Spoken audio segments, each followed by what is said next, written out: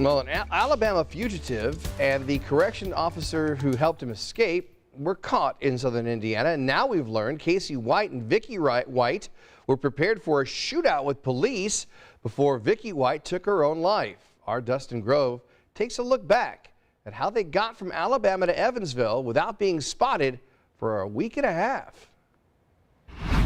We want to give you a timeline of how this all went down. It began April 29th, the day corrections officer Vicky White was supposed to retire. Police say she walked Casey White right out of jail and into the car where they drove off.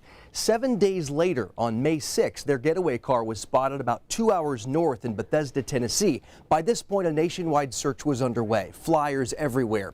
48 hours later, the search centered on Evansville, when someone recognized them at a car wash. And then yesterday, May 9th, 10 days later, U.S. Marshals finally caught up with them and narrowly escaped a gun battle. In pursuit. The suspects from Alabama. The Vanderburgh County Sheriff says if officers hadn't rammed Vicky and Casey White's car, putting an end to Monday's chase, many more people would have likely been hurt or killed. He said that he was probably going to have a shootout at the stake of both of them losing their lives. Inside the couple's getaway car, police found nearly half a dozen weapons, including handguns and a semi-automatic rifle.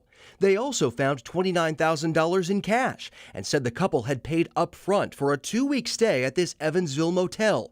They'd been there a week before the local manager of a car wash recognized them and called police.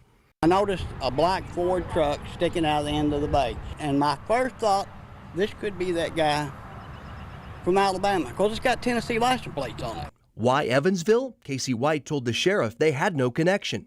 He said that he was just trying to find a place to hide out and lay low, and they thought, they'd driven long enough that they wanted to stop for a while, get their bearings straight, and then figure out their next place to travel. Now, Casey White will soon be traveling back to Alabama. The sheriff down south says this time, White won't be going anywhere. He's not getting out of this jail again. I'll assure you that.